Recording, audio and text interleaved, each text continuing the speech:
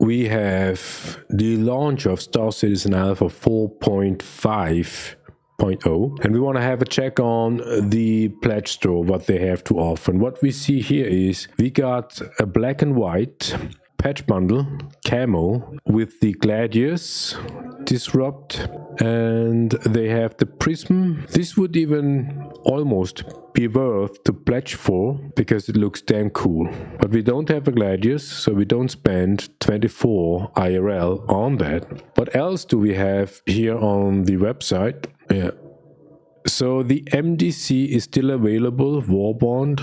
Yeah, of course we cannot tap. Yeah, Warbond, MDC, $50, Salvation, $60, Golem Ox, $80, the L22, $413, the Clipper, $445, and the Perseus. To see the Perseus still in the store for as a Warbond, we might assume that either they made too much money on that ship, that's why they still have it in the store to make even more money out of it, or they didn't make enough money at IAE, so they need to still have it available in the store so that people can pledge for it. So this is what we can see once we will get into the pledge store, basically the welcome page of the pledge store. So let's have a check here. Game package.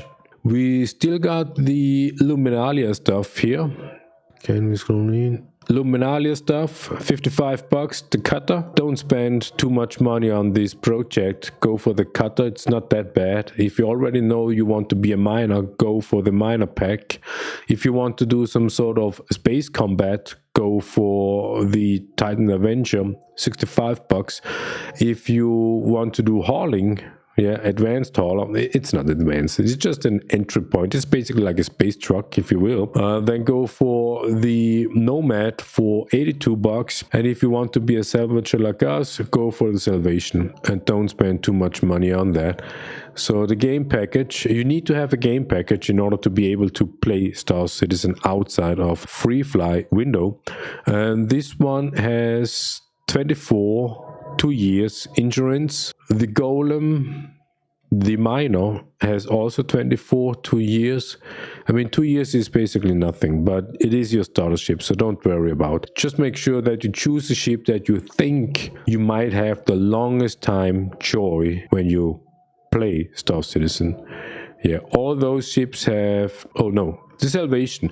Yeah, go for the Salvation if you do not want to do some salvaging stuff. Go for the Salvation, so you will have a starter ship that has LTI on it. So you can upgrade on every single sales action, if you will, and upgrade your pledged ship, and your upgraded ship will keep that LTI on that. If you go for any other ship and you upgrade this ship, your upgraded ship will contain the 24-month insurance, and you do not want that. So yeah, go for this one. You can even pledge for this one and then upgrade immediately. How would that look like? Yeah, other ship upgrade. Let's assume you would go for the Salvation ship, Salvation, and then you will have available all the ships listed from the lowest price to the highest, what ship you can upgrade to from the Salvation. So that means if you would go for this 315p Pathfinder from Origin, you will upgrade the Salvation to this one. This 315p will have the LTI. And when it comes to upgrading, you only can upgrade to a more expensive ship. That is the only criteria that needs to be fulfilled. It needs to be expensive, more expensive than your ship you want to upgrade from. And that's why. And if you want to, if you have no idea about your gameplay, do not upgrade to the highest, to an expensive ship. If you do not know what to do, you see the lowest is 65, so choose one of the 65 ships and upgrade to that 65 ship if you want to upgrade. And once you have done that, let's assume you would have done that, you will have the C8R, which is, go for the Intrepid. Go for the Intrepid. We don't have an Intrepid, go for the Intrepid. When you have the Intrepid with LTI, you can upgrade, as you can see, to the next higher, which is $70. And you want to do that. You will keep on the whole chain, you will keep your LTI token because your salvation ship had the LTI. So you will keep that. And you see, you don't see the 65 offers anymore because your ship you want to upgrade from is already 65. So you need to go higher. And we would recommend, if you want to test out Star Citizen, go from the lowest and step up every time you upgrade if you want to upgrade, and that will make sure that you will maintain a small fleet. Yeah, every time when you upgrade, you basically lose the salvation. Now you have the Intrepid, and when you upgrade from the Intrepid to, let's say, these 325, you will lose the Intrepid and will get the 325 instead. You only would spend $5, and you will have that thing, and you will maintain your LTI because your salvation ship that was the beginning of the upgrade chain has LTI on it.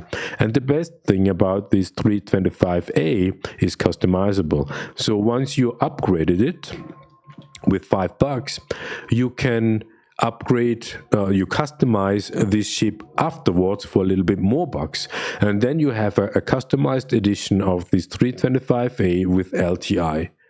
This would be a good thing.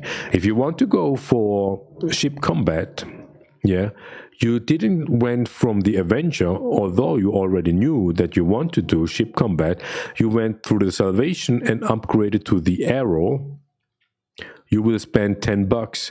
If you haven't upgraded to the Intrepid, so not directly from the salvation, you will spend the $70 for the salvation plus the game package that is included, and the LTI is also included. You can upgrade to the Arrow. You will spend $16 more, and your Arrow will have LTI on it because your salvation has. And so this goes on up to the highest available, and here you can see what is the most expensive you can upgrade to. You can upgrade to the Polaris. This is the very end of the chain. Yeah, if you want to upgrade, go small steps. Once you would upgrade to the Polaris, you will spend $990, but your Polaris will have LTI because your salvation has LTI. But afterwards, you cannot upgrade anymore from the Polaris to something else unless they release the Kraken or the Javelin or whatnot, something more expensive than the Polaris. Yeah, that's it.